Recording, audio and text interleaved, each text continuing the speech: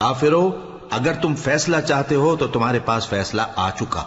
اگر تم اپنے افعال سے باز آ جاؤ تو تمہارے حق میں بہتر ہے، اور اگر پھر نافرمانی کرو گے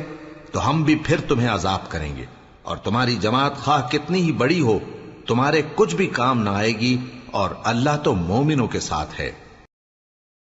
اے ایمان والو، اللہ اور اس کے رسول کے حکم پر چلو اور اس سے روگردانی نہ کرو جبکہ تم سنتے بھی ہو، اور ان لوگوں جیسے نہ ہونا جو کہتے ہیں کہ ہم نے سن لیا مگر حقیقت میں نہیں سنتے۔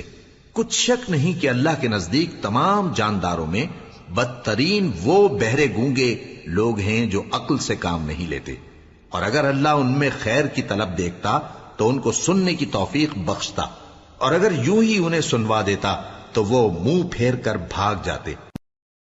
مومنوں، اللہ اور اس کے رسول کا حکم قبول کرو جبکہ رسول تمہیں ایسے کام کے لیے بلاتے ہیں جو تم کو زندگی جاوداں بخشتا ہے، اور جان رکھو کہ اللہ آدمی اور اس کے دل کے درمیان حائل ہو جاتا ہے، اور یہ بھی کہ تم سب اس کے روبرو جمع کیے جاؤ گے،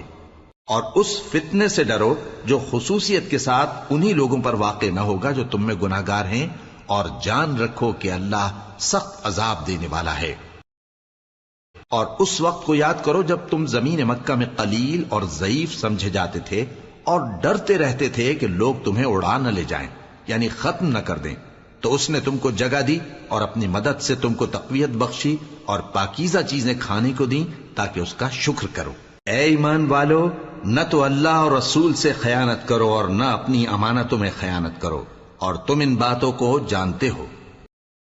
اور جان رکھو کہ تمہارا مال اور اولاد بڑی آزمائش ہے، اور یہ کہ اللہ کے پاس نیکیوں کا بڑا ثواب ہے۔ مومنو، اگر تم اللہ سے ڈرو گے تو وہ تمہارے لیے حق و باطل کا فرق ظاہر کر دے گا اور تمہارے گناہ مٹا دے گا اور تمہیں بخش دے گا، اور اللہ بڑے فضل والا ہے۔ اور اس وقت کو یاد کرو جب کافر لوگ تمہارے بارے میں چال چل رہے تھے کہ تم کو قید کر دیں یا جان سے مار دیں یا وطن سے نکال دیں،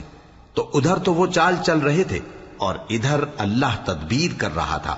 اور اللہ بہترین تدبیر کرنے والا ہے۔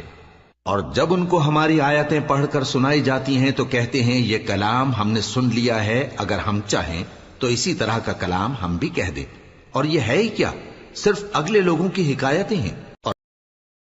اور جب انہوں نے کہا کہ اے اللہ، اگر یہ قرآن تیری طرف سے برحق ہے تو ہم پر آسمان سے پتھر برسا یا کوئی اور تکلیف دینے والا عذاب بھیج دے، اور اللہ ایسا نہ تھا کہ جب تک ہے پیغمبر تم ان میں تھے انہیں عذاب دیتا،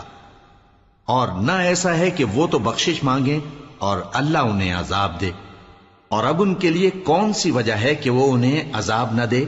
جبکہ وہ مسجد حرام میں نماز پڑھنے سے روکتے ہیں، جبکہ وہ اس مسجد کے متولی بھی نہیں ہیں؟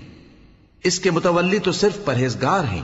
لیکن ان میں کے اکثر نہیں جانتے۔ اور ان لوگوں کی نماز خانہ کعبہ کے پاس سیٹیاں اور تالیاں بجانے کے سوا کچھ نہ تھی، تو تم جو کفر کرتے تھے اب اس کے بدلے عذاب کا مزہ چکھو۔ جو لوگ کافر ہیں اپنا مال خرچ کرتے ہیں کہ لوگوں کو اللہ کے رستے سے روکیں،